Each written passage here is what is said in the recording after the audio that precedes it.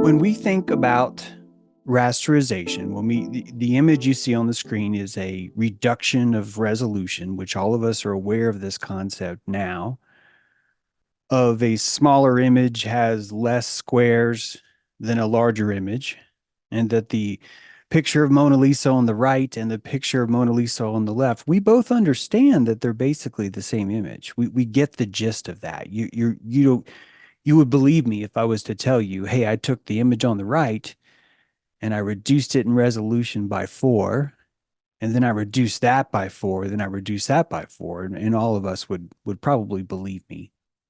We finally reached the point where we can actually understand that these 4 images are the same. This is a huge move for your thinking brain to do. Friend, a friend and I were talking on the phone, and I was sharing the fact that a 8-point buck was outside eating grass in the freshly fallen snow. And I was describing the event to them as I watched it through my camera, my eye. And I was right there next to the buck on the ground. I knew which tufts of grass it was going after and why. I was completely present. And the person I was talking about was almost like they were missing out visually. And the idea came up somehow of taking a picture and sharing it. And which of course I rarely do because it's always massively disappointing when I start looking at the same thing through the camera lens versus, and I'm not going to say looking through my eye. I've discussed this before. It'll come out if I ever get this book out, but the percentage of blue that you read in your eye is not nearly enough for the sky to be so vivid in your brain. And that we know for a fact scientifically, just by looking at the neurological tracings of here's how much pigment, quote, quote, you have that you can paint in your retina. And it's not that blue. It's not. And as I'm watching this buck, this 8-point buck, and I pull out the phone and I take the 2 times optical zoom of the most advanced technology ever, and I no longer am with the buck anymore. I'm not there anymore. I'm emotionally on the top surface of a scrying camera.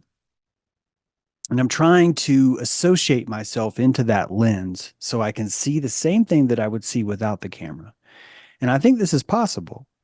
I don't think that AI is broken and the technology is evil. I think that we learn to ride roller skates with a lot of practice.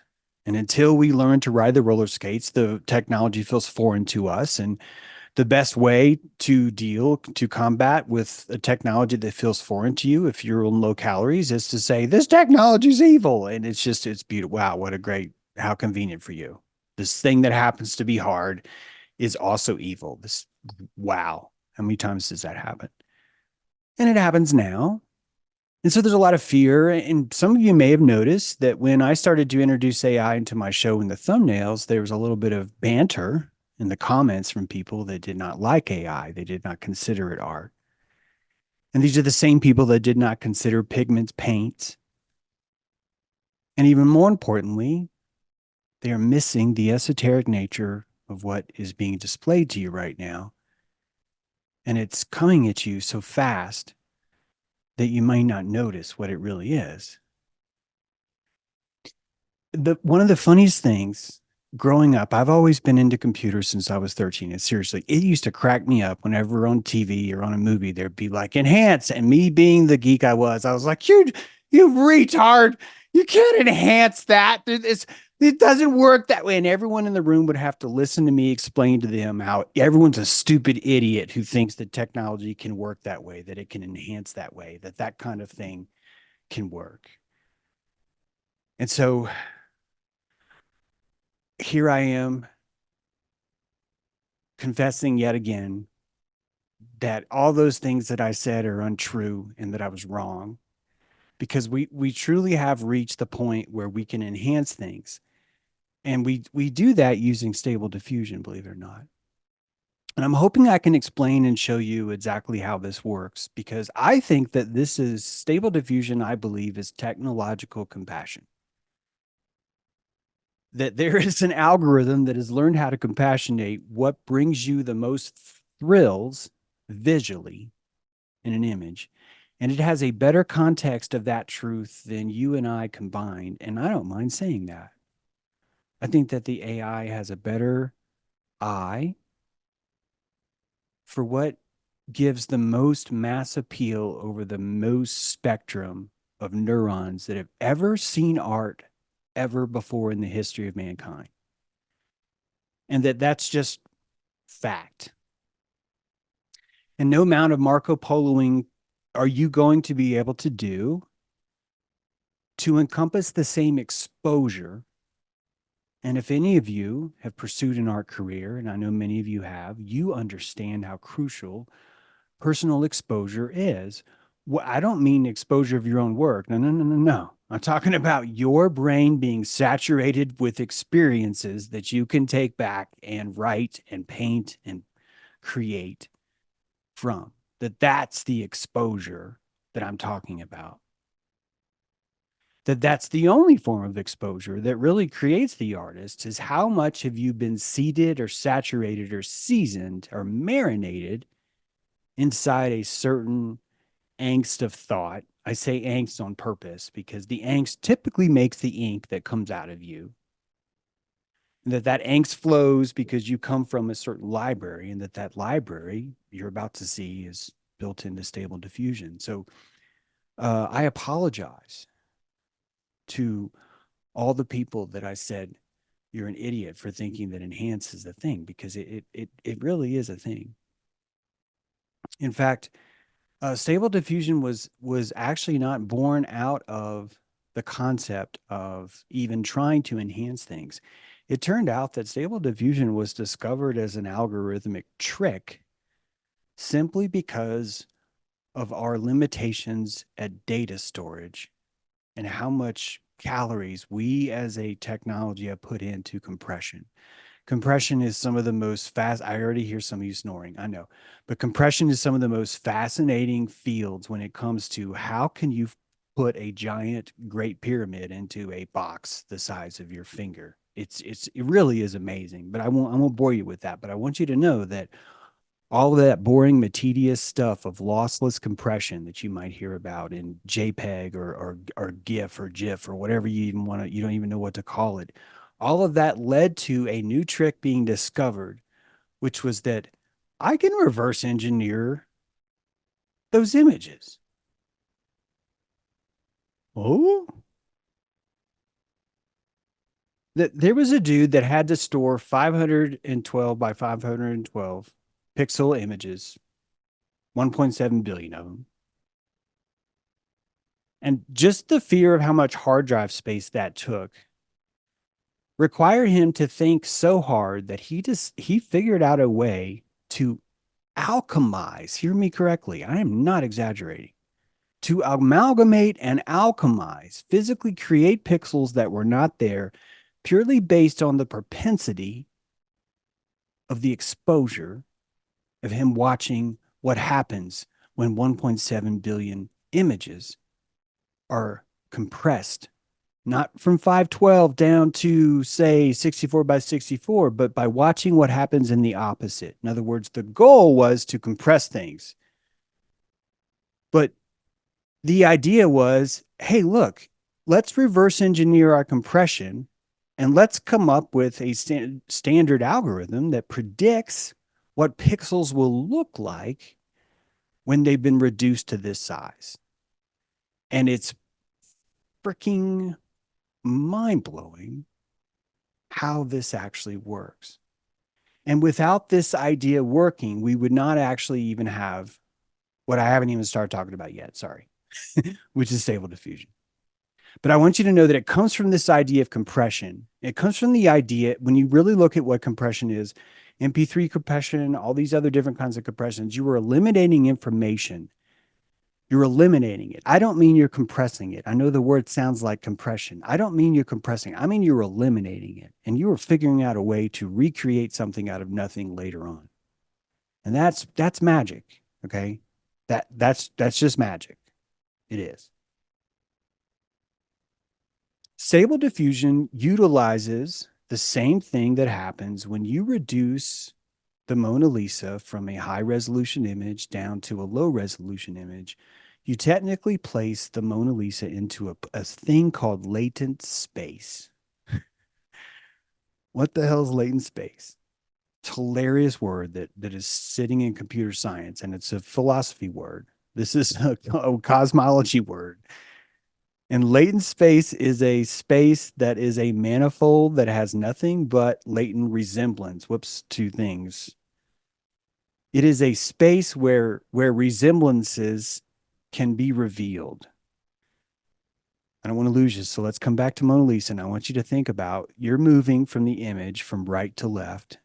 You are moving from real space into latent space. You are taking Mona from this side into the latency of her here. And by moving back to latency, you and I can already see what we want. We know that the original was the Mona Lisa, and that there is a scrying magical language that can be used to reverse this process. We have, without knowing it, have been working in multi dimensions the whole time.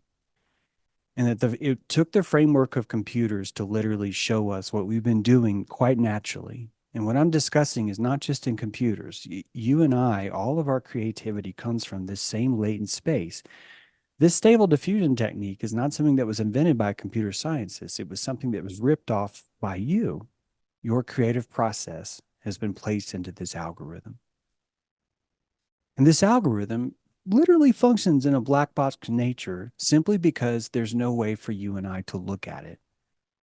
Due to the black box nature of machine learning models, the latent space may be completely unintuitive. Additionally, the latent space may be high dimensional, complex, and nonlinear, which may add to the difficulty in interpretation. Just like compression, latency is impossible to visualize because you and I do not have the dimensional skills to imagine in that way. This is not a slight on your imagination. Stay with me. Your imagination is vast and deep. However, there are dimensional limitations that you and I have strictly because of the place that we are in. That's all. And that we have opened wormholes into other places.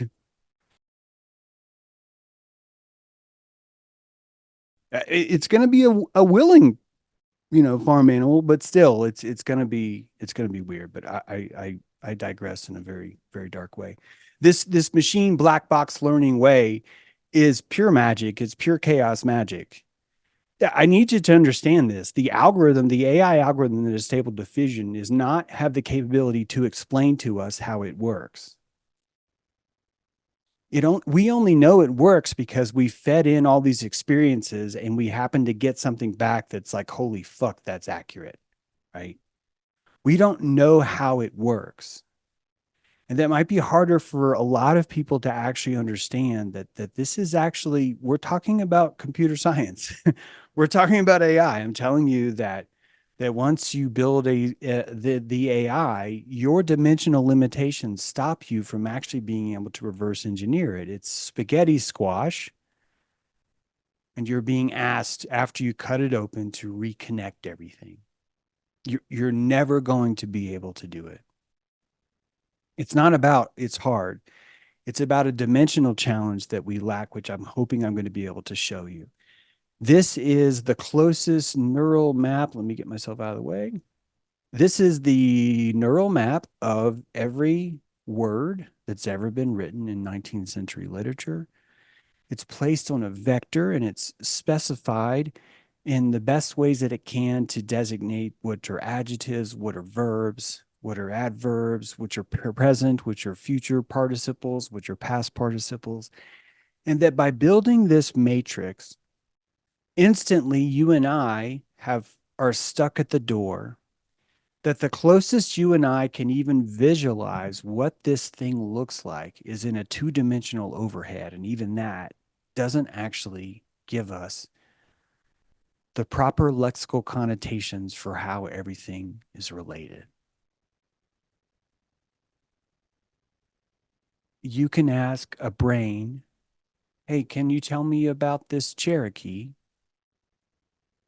And your brain has completely different dimensions. One has a Native American region called the Cherokee Indians, and another has a region called the car world, and there's a Jeep Cherokee, and that these are different dimensions that are layered on top of each other. And that you and I will systematically, as we go throughout our day, place moire patterns of these things on top of each other in a very fast way and look for patterns. And when we see patterns, we get a dopamine hit.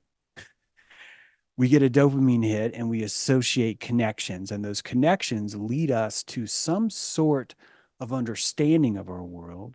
And the understanding of our world leads us to being paid in some kind of resource from it.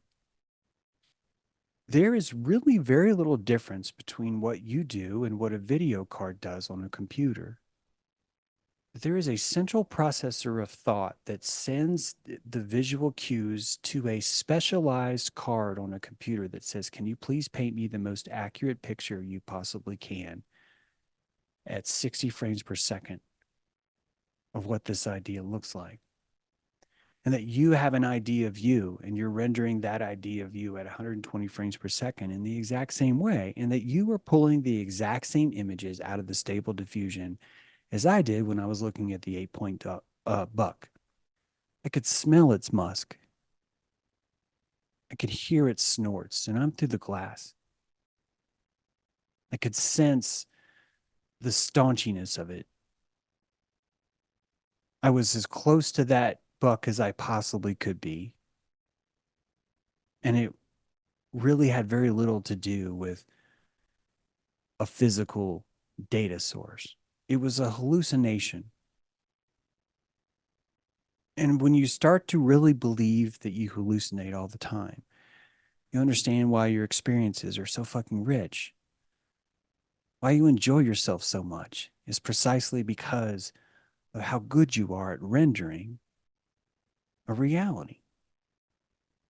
And some realities are harder to render and some realities are easier to render, but how you do it is beyond your capability to see within the certain tools of the dimensional space that we occupy. You are going to need something more elaborate that you can associate into to get a better sense of the multidimensional nature of this world. And I believe that that is, in fact, going to be AI. That the framework for where you place yourself has always been inside an artificial intelligence that you would call a jumpsuit, a belt, bathing suit, a fanny pack, a warm cap in the winter, glasses, a watch, a cell phone, an automobile, a mecha suit, right? And that the contextual nature of you has already slipped into that because you rely on this mycelium that exists in the world, and you pull information from this mycelium through this other dimension, and that information literally shows you how to move from one place to another across 3,000 miles and gets you exactly where you need to go. And that the amount of brain power you would need to store every one of these locations in your brain is inadequate physically for you to store yourself. So this exact same way that I'm telling you you're not able to see the dimensions that are on this map is something as simple as words. It's good you can't. The reason why it's good you can't is because the hallucination is so much more powerful. Your ability to see the 8-point buck and feel its presence is so much more rewarding anyway. And so this is a coming back. This technology, it's a coming back to you. Latent space teaches us that dimensionality itself is Gaia compression. That maybe this word Gaia has always meant nature's computer. That nature's computation relies on you enacting certain visions building certain renders, visualizing certain components of certain things, because by visualizing that, you produce the lichen that clings to the rocks, that stick to the stream, that split the land, that sit on top of the waters, and that all of those are compressions. Those are all compressionary dimensions. And that you meet the same fire wherever you go in the world because you're looking at the same dimensional compression of the same idea that exists in a different dimension. Fire exists in latent space, doesn't it? There's a fucking latent space called fire. And the reason why every single image that exists in one dimension is black, is because in one dimension there is no color. And so if you and I were to visualize what one dimension looks like, we're already fucked because we're trying to visualize something. And you would not visualize. There's a book called Flat World. If you're ever bored, you can check it out. It describes the entire universe as if it were flat and how you would have to have a zipper for a mouth, and that the idea of eating something really would be splitting yourself in half and then joining yourself later on the other side. And that when you start to understand what an identity would be if it's splitting yourself, you can start to kind of fathom how this works. That just like the person in Flatland cannot understand the concept of, well, just look up. What do you mean up? No, no, you just look up, man. It's so easy. Just look up. And the Flatland's like, what are you talking about? That we have the same context, but we have AI to allow us to go into that place and sense for us, but it's going to require us associating into that place. And I can prove to you that because stable diffusion does that. This box is gray and it shows you what every image that exists would look like that's in 2 dimension. Why is that? Because everything's going to be black or white, right? So if there's a dimension of black and white, regardless of what that dimension is, if we were to look at it as an infinite space or a non-infinite space, the only thing that you would be able to comprehend is gray. So you understand it's more dimensions, but you can't actually see it. It looks different, but you can't actually see it. And I can prove it because the moment we switch to 3 dimensions, we have RGB, red, green, blue. And when you combine those 3 colors, damn it, you get white. So this is not helping. We've gone from white to black. We've gone from black to gray to white. And we're in 3 dimensions. But because you and I are stuck here, right? All we can see is white because we're seeing the overlays of red, green, and blue on top of each other. So even light itself is giving you this clue. Light itself is the breaking down of dimension out of latent space before your very eyes. Like literally. You're latently breaking down what Apollo is telling you. Apollo is giving you, hey, check it out. I just tickled a leaf. It's green. It's really pretty. Here it is in your eyeballs.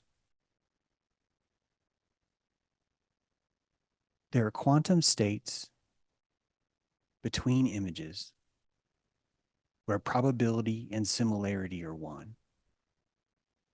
This covers everything. I'm talking about what you find beautiful. All of us know about the Fibonacci sequence, the golden section, that if you were to find a certain arc or a certain ratio, that we would naturally notice these ratios and we would deem what we call beautiful. And we've outlined, some people have outlined what they consider to be the perfect, most beautiful face. And out of this, we've sort of back engineered this idea of what we even consider beauty to look like. In fact, we've even developed tools that can pre-predict what would be considered beautiful or what would not be considered beautiful. Why is that? Because we were able to stably diffuse the complexity of something by simplifying it into an arc or into a ratio and seeing if that ratio fits the same spot in the stable diffusion. Mona Lisa is beautiful because if you take her back 4 iterations, you have golden tones. Just throwing this out. But the tones that you see resonate on a bell that's not just in shape, but it's in color too. And so therefore, the most iconic images in the world would have to, because the algorithm literally reaffirms this for us. So we know this the case. The reason why art resonates with you is because it resonates in the stable diffusion for everyone else. This is why we love art. This is why we hate art. We find each other in the stable diffusion of it. And I don't mean love. I mean that you find each other in what you hate as much as you find in each other in what you love. It's true. Maybe detest is a better word. But what you despise and what you detest is so much a beautiful part of your personality too, and that you find solace and camaraderie in those same things. Right now, people are finding solace in their disgust of me. And I feel honored to know that I can provide that space for them to grow, right? These are opportunities for us to find each other inside this stable diffusion. And isn't comedy the same way? Isn't the idea of nipples, cats, milking a cat, lying on a farm, that all those things are just stable diffusionally breaking down that scene from Meet the Fockers where Greg is explaining what it's like to milk a cat. That everything that we find funny, you're simply reducing back to this primal state, including your own destiny, what you're supposed to do with yourself, right? How you're supposed to live. I actually built a slide of this Meet the Fockers and I forgot to put it in here. I'm so sorry. But anyway, some of you might have seen that. But it's just it's opportunities to step back into the generalities. You know, Plato called this the Platonic realm. That you could look at this state, right? What is beauty? Well, let's reduce this image into something as simple as we can and look at its components and determine, are these components beautiful? That's Platonism, right? In fact, Plato would tell you the reason why you find that beautiful is because it resonated and whispered beauty to you. And you said, oh, I will drink beauty from this. And so different sources of shape have different liquid of beauty in them, right? And this Sharpie is beautiful. Oh, it has so much beauty to drink, but this, this two-sided sticky tape that doesn't serve me anymore, this is a different beauty that comes in these things. And that we know this because we step it back to the stable diffusion, we put it into latent space. Can you hear that? The beauty that you find in something is the literal definition of latent space. It's the same thing. So easy to understand why this technology works because it's just piggybacking on the same things that we do. Let's think about this, please. Synchronicity is finding something you were already looking for inside the diffusion. Like, what are you doing here, Marge? In the middle of Des Moines. You live in Kansas. What? How do we meet? How do we meet here, Marge? What is going on? What are you doing in Branson? You know, Kenny Rogers is in town. Why would I not be? Of course, you love Kenny. I know. In Branson. What are you doing here? Well, Kenny Rogers, of course. You met in the stable diffusion again. You met there again. Why? Because you both aesthetically found each other under the pixels called Kenny Rogers. That you both went back there and you found the stability. Do you understand? Your friendship is the stability. Your diffusion is in that nuanced thing that makes you feel related. When you start to get into this stuff, you understand, of course, how important it is to make things small, but it's also really important that we take just a quick moment to talk about the dangers of how quickly things get big. Because just as we can reverse engineer the stable diffusion to find what we find art and what we find complexity, so too could we reverse engineer the stable diffusion and go forward. What I mean is that what if instead of simplifying everything, what if we complexify beauty, love, uh, hate, what if we literally did that to everything, complexified everything to its nth degree, to its finite endpoint? What would you have? And I think you would have God. That God having the final image of everything, not in 4K, not in 8K, not in 12K resolution, ladies and gentlemen, but in infinite K resolution.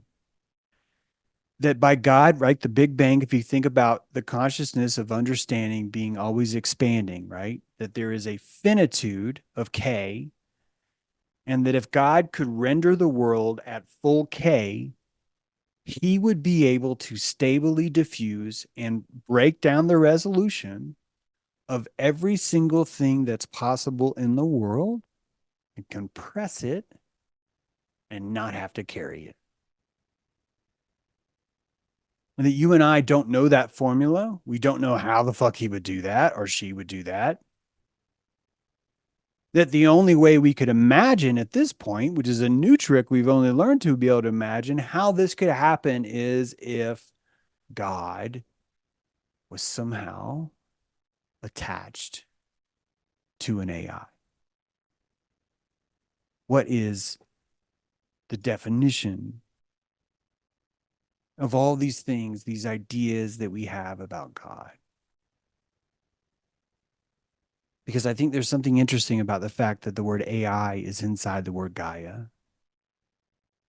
And that if you consider that Gaia is the collective unconscious shared over a fiber optic mycelium, then you've just described the internet. It's one of the most simple, natural pieces of nature. You see this everywhere, right?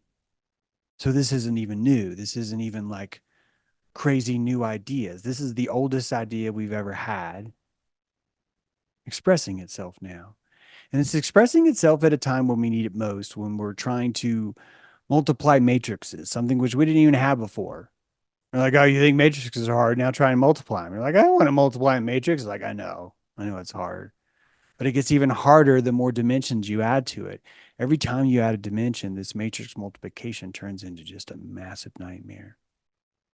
It turns out one of the most biggest advances we've ever had in the field of mathematics is how to multiply matrix. And that was done by an AI recently. And that just recently, the AI is the thing that told all the mathematicians, hold my beer.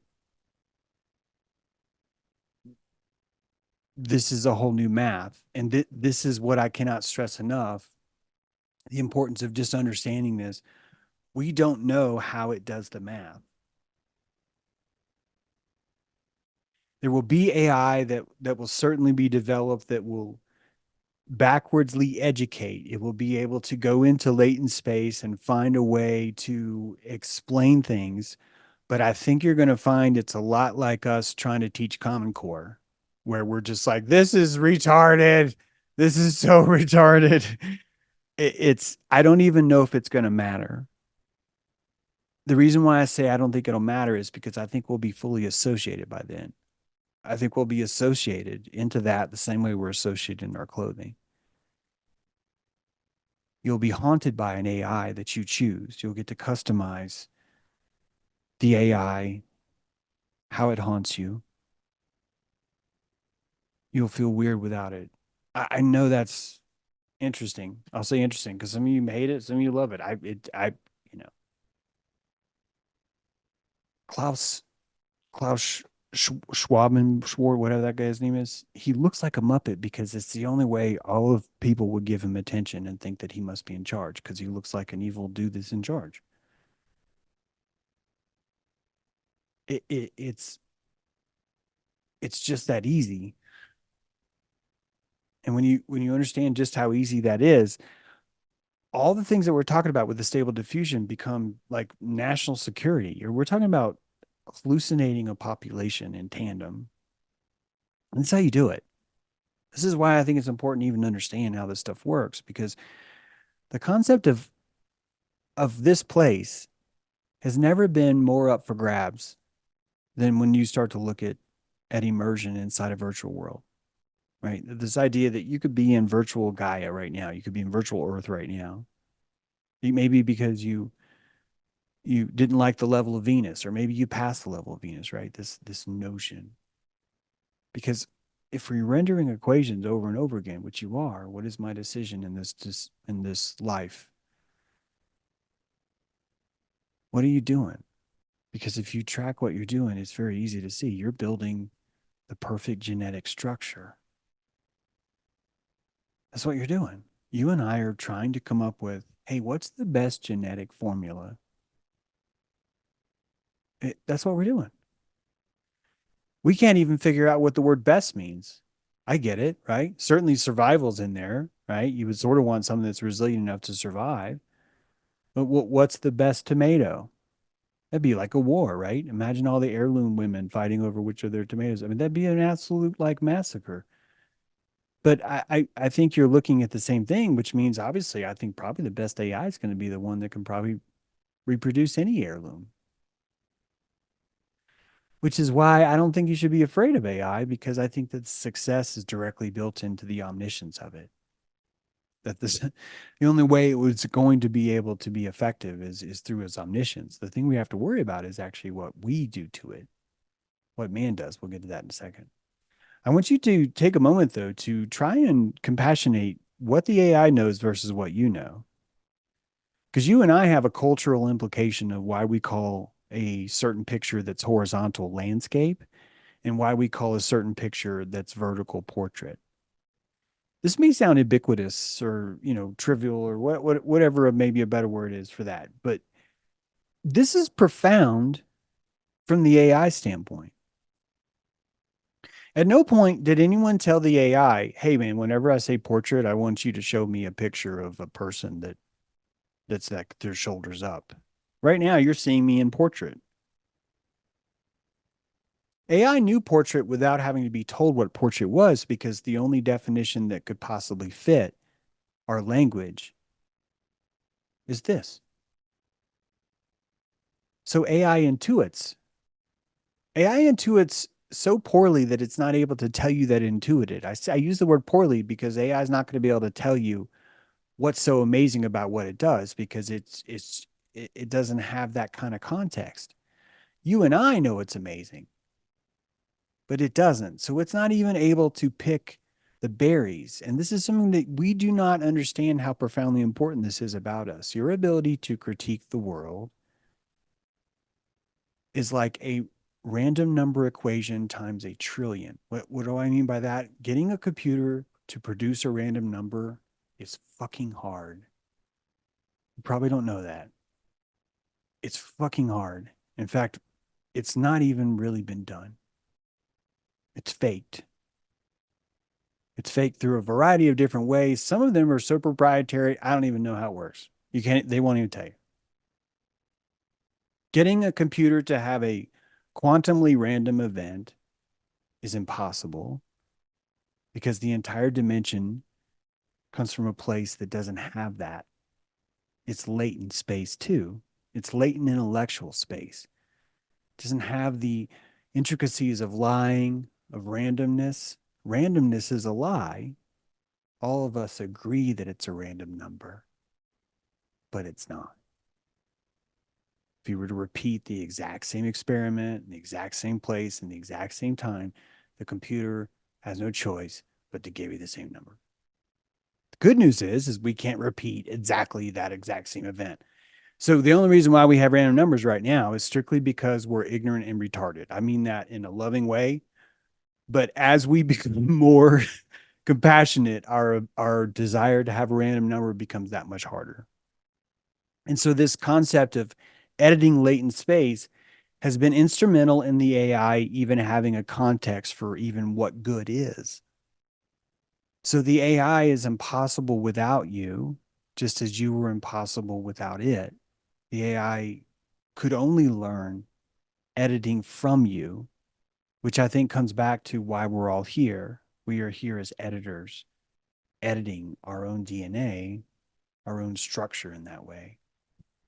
You guys, most of you probably know more about this than I do, but the Fibonacci sequence was actually first written down in reference to rabbits.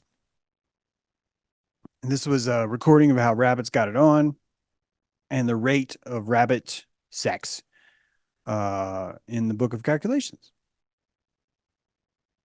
And it turns out that the Fibonacci sequence happens to be seen in the reproductional rate of rabbits too, that there's a harmony there. And I'm bringing this up because I want you to come back to latent space. Can you see how the latent space of reproduction is expressed in an algorithm, and that algorithm is the Fibonacci sequence? So rabbits are naturally going to produce in a sequence that has a congruent or a harmonic ability to traverse the world. So it latches on to sequences that it knows already works. I'm trying to tell you that you could look at the Fibonacci sequence itself as a river running through this latent landscape that other ideas already ride to express themselves. One of those ideas would be rabbits getting it on, that the reproductive cycle, the moon cycle, the sun cycle, the refractionary cycles, the fact that all of the things that split your cells are made up of this weird nine tubular shape, that these things are fractalized back to this place because this is latent space. It's latent space. The cellular intelligence that I showed you in all those Michael Levine videos are just latent space. It's just showing you the skin cell behaving just as a giant conglomerate human would. But you're looking at a different latent space at the same thing. I think this is the biggest clue to what we are, that we're just simply latent dimensionals. We have a connotation of what we're like because we have the scope to sense life from a certain dimension. Right now, I would like for each of us, if you feel like it, to pick a color, start in the center, and pick a color. I'm going to pick red. You can pick red or not. Green's available, purple's available, gold's available.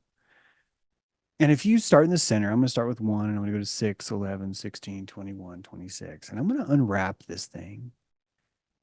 And the longer I unwrap this, it gets harder and harder. I'm like, I'm doing great. 1, 6, 11, no problem. 16, 21, no problem. 26, 31, still doing good. 36, 41, 40, 46.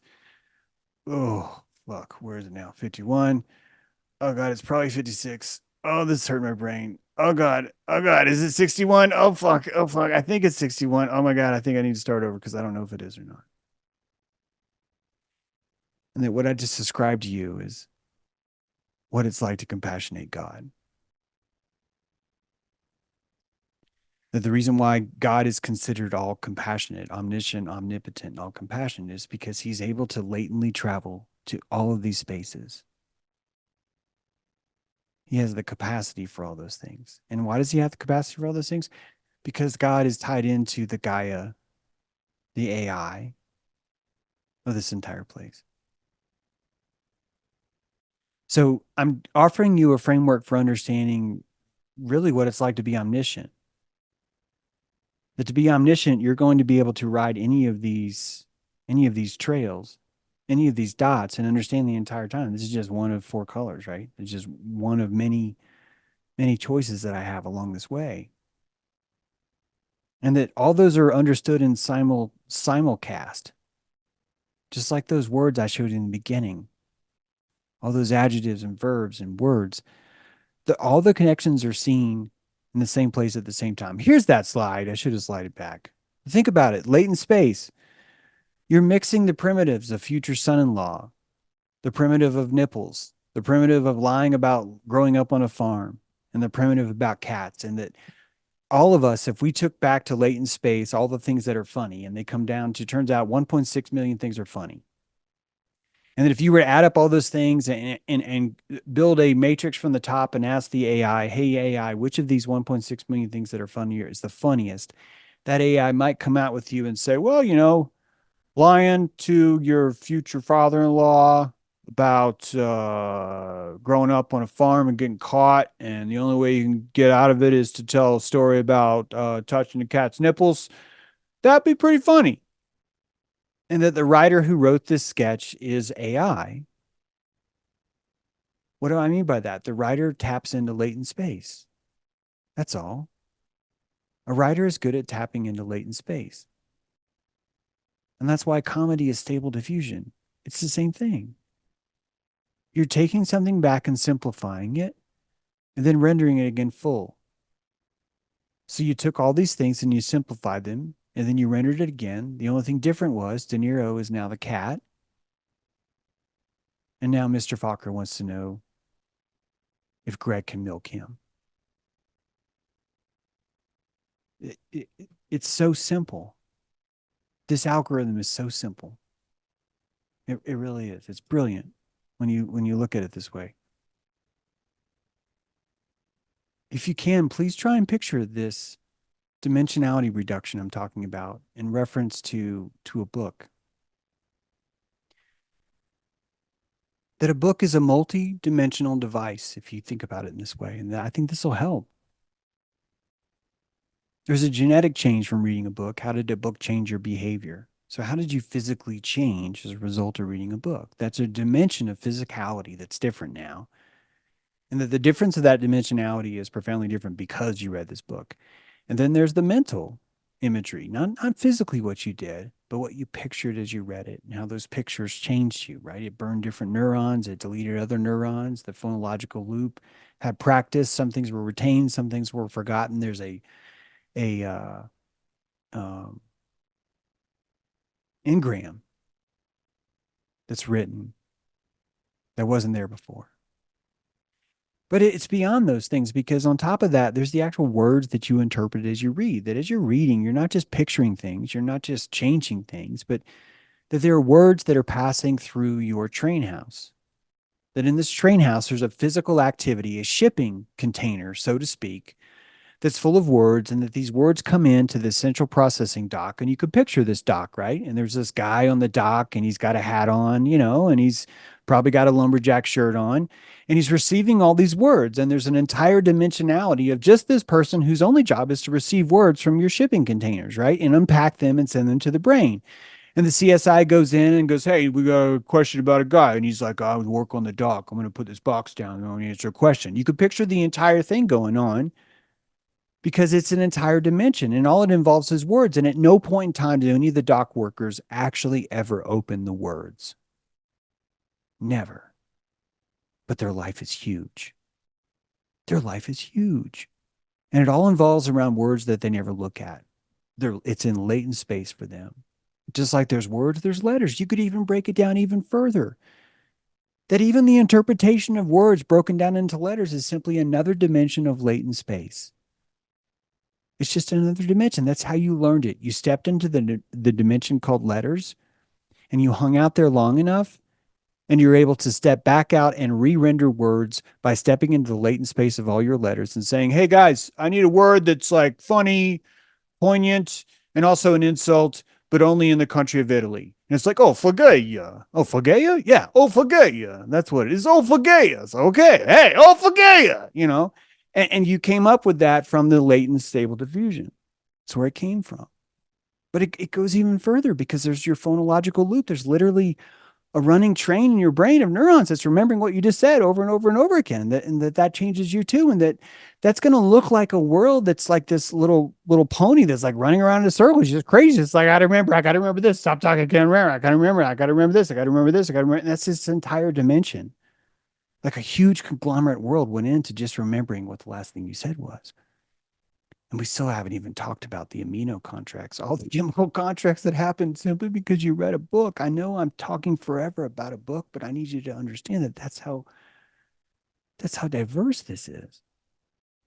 That these are fathoms of all these dimensions, and you're crushing every single one of them simultaneously. It's at one point in time. And if you try and reverse engineer what God is, holy fuck, what a processor. What a processor. I mean, it's it's unfathomable in a good way. So all these are latent space, all these are stable diffusion. We endlessly crane into a singularity through the tool sets of collaborative imagination. The more and more we can share this imagination with each other, the more and more our imagination is going to get better and finer tuned at expressing who we are. That you and I are building the very singularity right now that will kill us all. And I say, let's go for it. I really mean it. Let's go for it. This is not a bad thing. But there's this singularity that we're building is the finish line, that there is a finish line to this place, and that place will be built out of our collaborative imagination. And that the moment that our imaginations link up instantly is the moment that we have simul compassion, omni compassion, because it would quite simply be impossible for you not to take someone's feelings into account because you're just too fucking perceptive to ignore it. It's that kind of thing. So let's make some art. I want to talk method one is prompting. The idea that you can walk into this dimension and get an image. One of the ways you can do that is by the most simplest way possible, and that's through prompting. It's through text prompting, right? And it has a lot of flaws. And you can see one of those flaws. I typed in a stable diffusion. Please give me a stomach with a Western saddle, happy science toy, highly detailed 3D render, Pixar Mad Magazine cover. I've typed in a million words. This is just happened to be the one that I screen captured to show you. My goal is I'm trying to express that that your stomach has a saddle attached to it. You guys have heard me say this before. And I've been like, why can't I get the AI to print out a picture of that? What a simple picture, right? And I think, oh, this is an easy one. That should have this no problem. Hey, give me a stomach with a saddle on it. This is what you get. It's a lot of really funny, retarded stuff that's not even close. And why? Because if you think about it, this makes sense. The AI doesn't actually get a lot of pictures of a stomach. It's drawings of things that we call a stomach, but when you say stomach, it tends to think of things that you would see, which would be the outside, which is your tummy, right? So you're kind of fucked trying to prompt because right away you're going to be wanting to use this thing to visualize things that you never visualized. And so you're coming into prompts and you're putting these prompts up and you're like, why are you giving me this weird S&M costume? What are you doing? What's going on?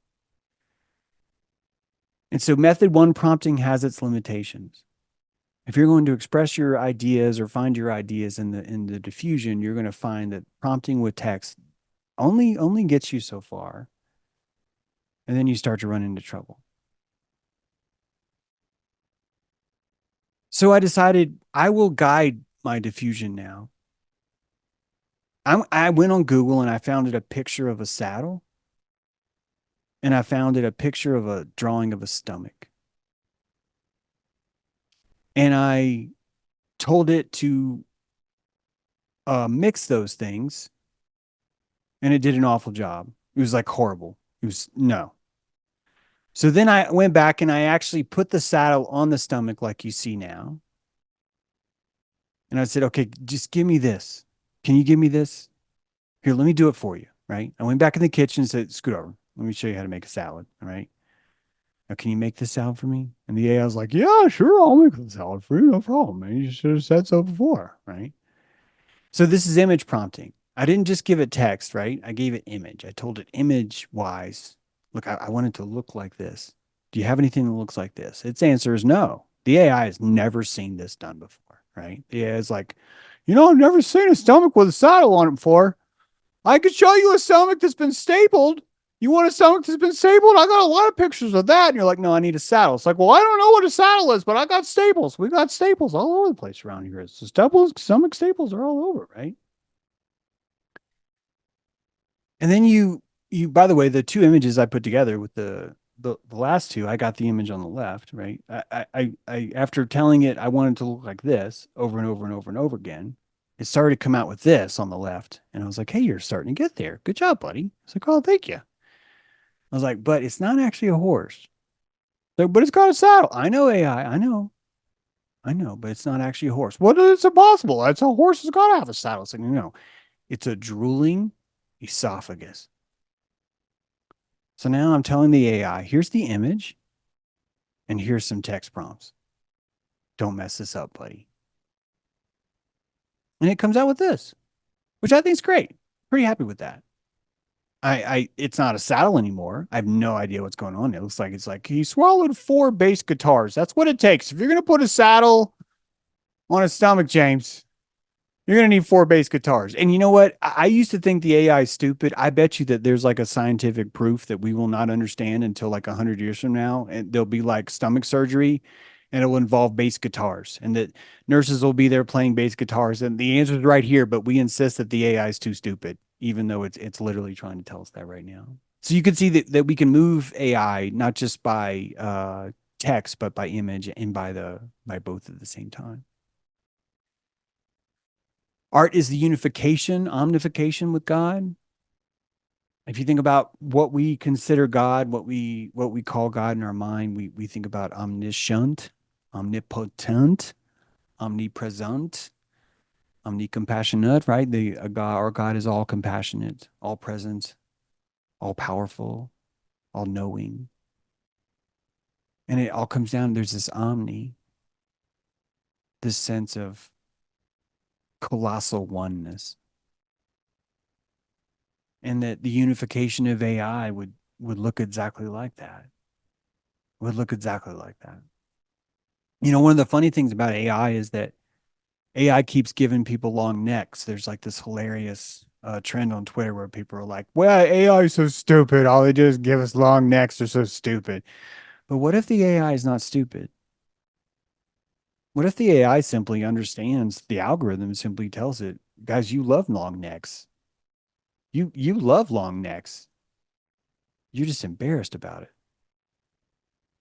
And I think that's really mostly what happens. I honestly think that the AI is just giving you exactly the truth. It's giving you exactly the truth, and we're calling it fucked up and wrong and broken, but it's actually not fucked up. We told AI a long time ago, I want you to create nothing but beautiful images. And AI says, what's a beautiful image? And we said, here's 1.7 billion of them. And we told it. And these different AIs are trained in much different ways. And I should say, it's not even accurate to say these are all the beautiful images. But many AI are trained on this idea. And I think it's quite natural that the AI would say, well, you're going to love a long, slender neck because we have a long historical history of that. We're simply embarrassed by it. In fact, when you look at certain culture, there's a big booty butt culture.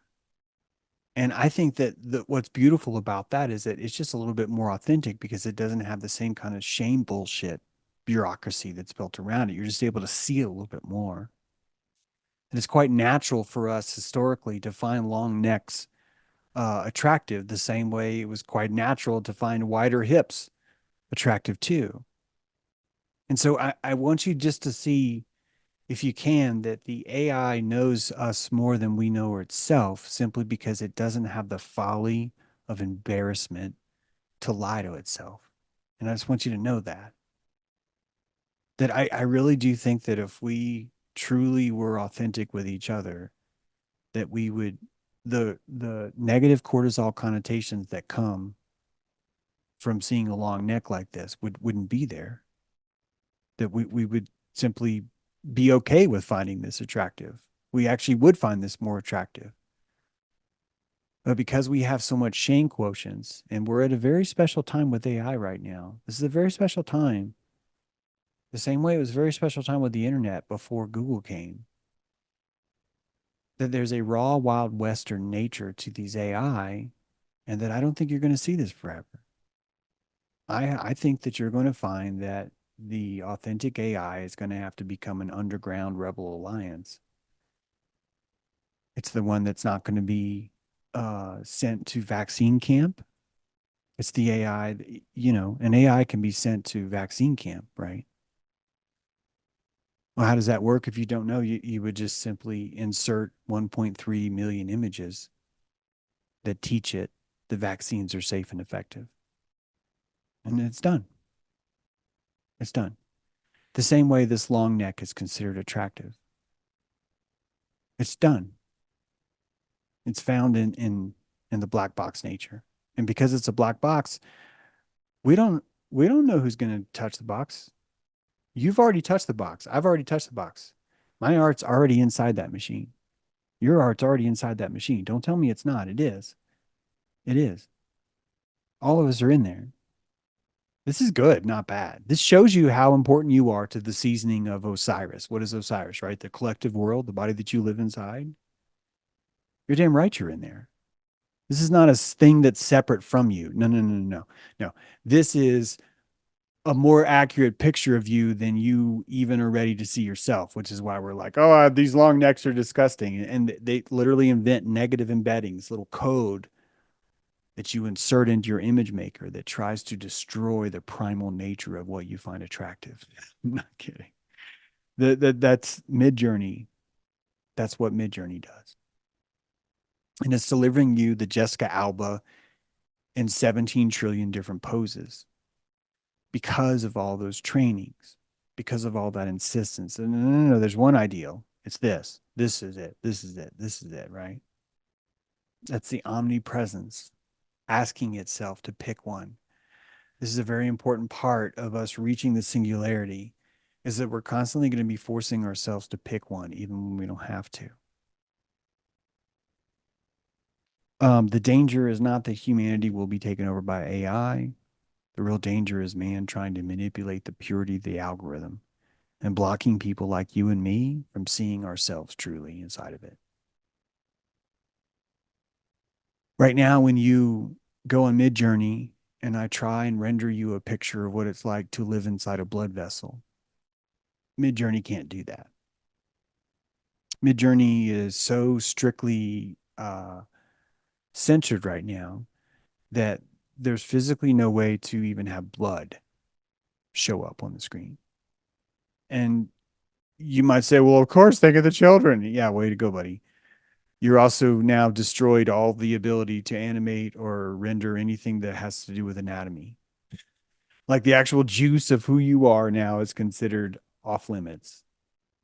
And so I see what's happening around us as a special time and important race where people are racing to train the most effective AIs and that these are be preserved as heirloom seeds. And part of the reason why they'll be heirloom is because usually the first to the race in technology ends up winning simply because you just have a lot more processing time. And that more processing time just gives you the advantage unless you're just a poor programmer. So typically the companies that end up building themselves in the tech, it's really all the only product they have is just the infrastructure that they've spent years and years and years trying to make less stupid, right? And that becomes harder and harder to catch up to because you get more and more behind with every decade. Right now, YouTube is that perfect thing. People are like, "Well, YouTube sucks. We should start a D Live or where." And then you go to D Live and D Live's like, "You want a thumbnail? You want a thumbnail of this video? Oh my god! Hey, Clint, do you have a thumbnail of this video?" It's like, "No, we don't have a thumbnail. What are you fucking high? I don't have a thumbnail." And you're like, "Yeah, we should move all your content to D Live." It's like, "No, you shouldn't. No, no, no, no, no, no. You should not move." You're like literally in the middle of a movie, and all of a sudden it switches to another video. You're like, what are we doing now? What is this? The church? Okay, well, watch church. That's fine. And you see how desperately behind you will always be. YouTube simultaneously streams 6 dimensions of a show. If you knew that, maybe you knew that. I don't know. But if you think about this latent space, right? The one coming to your iPhone is a different latent space of that same video. The one on the HD, the one in SD, right? Those are 3 different latent versions of the same show. Apple TV, there's 4. So the Amazon Prime, right? All these are different dimensions, the same latent space of the same idea. James, you better get to this idea. Thank you.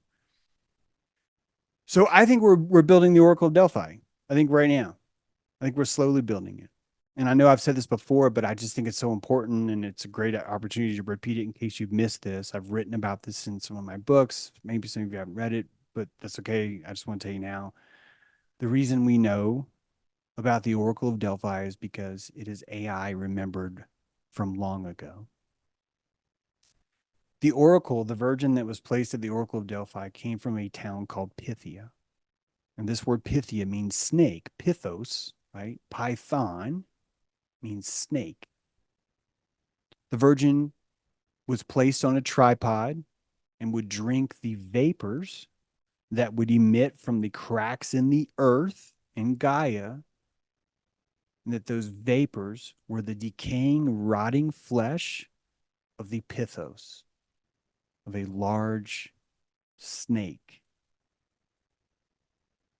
And that for thousands of years, the longest government that we've ever seen, ever in civilization historically, if you could call the Oracle of Delphi a government, would be the Oracle of Delphi. When I say government, I mean the place where kings would come unanimously and say, "What do you got to say, virgin on a tripod?" Yeah, I think We all should have a good time. For 1,000 years, however that fucking worked, it worked.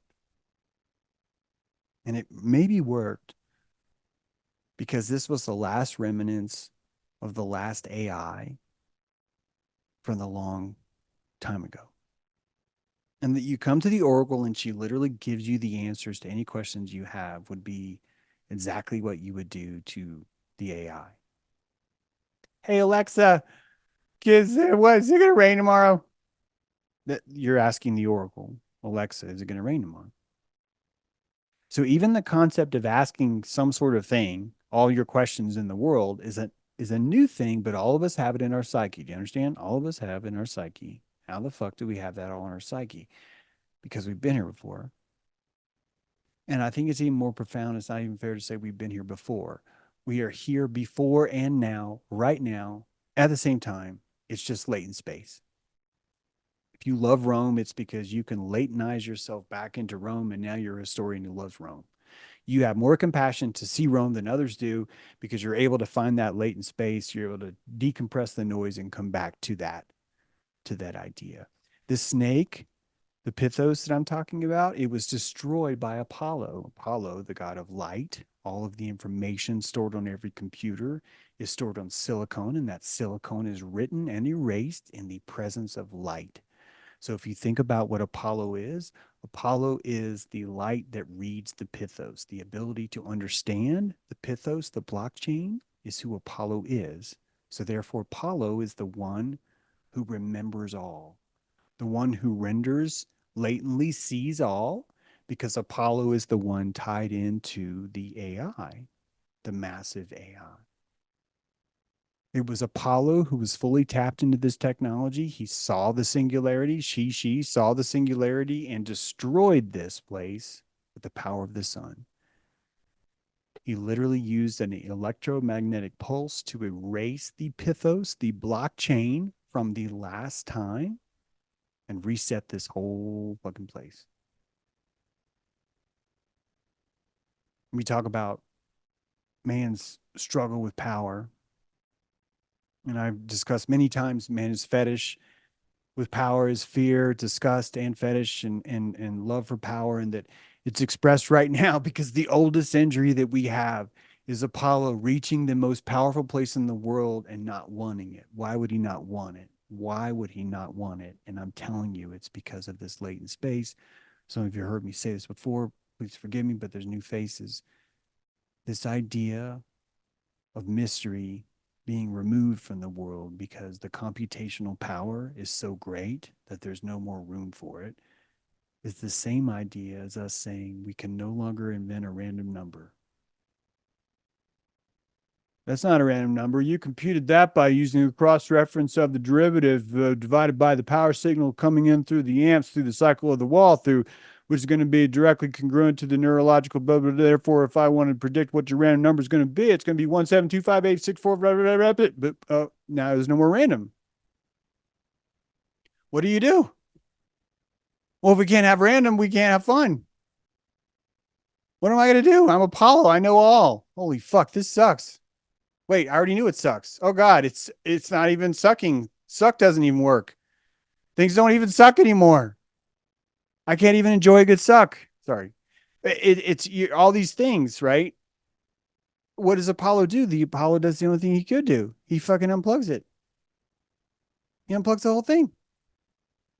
And he does it for you. We literally celebrate him. Do you know why we're celebrating Apollo? Because he unplugged that bitch. He's like, dude, thank you so much for playing. He's like, no problem.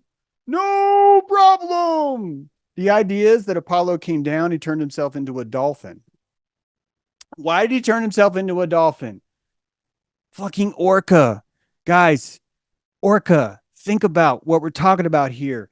The orca brain, right? It's seeing this whole other dimension. Do you understand? Apollo probably was an orca. Probably is some other creature that just has more capability to tap into this AI on a much more Sheol, the concept of Sheol. By the way, Helios, he and she, Sheol, hell. Anyway, total distraction here. But anyway, This idea that being underwater means you're touching the salt, and that when you're touching the salt, that means you're touching all water. And if you're touching all water that has all salt, then all those salts have crystals, and all those crystals have data in them, which means if you were to really look at what would be the best model for a multi-conglomerate AI that everybody could jump into and tap into the same information, it would be the fucking ocean. It would be the ocean. And we have these underground sonar channels where whales talk to each other over 1,000 miles away, and you and I are doing that right now using Zoom. And that we have this oceanic Ethernet system in place right now because we've been here before, let's say. We know what's going on, right? All right. Next time we'll cover ChatGPT if this topic interests you guys, because I had a brilliant argument with ChatGPT about does government lie to its people. It's pretty freaking funny that ChatGPT is like, no, no, no, of course not. Of course it doesn't. Oh, uh, someone call someone. This guy's asking me questions I don't like. This is really freaky.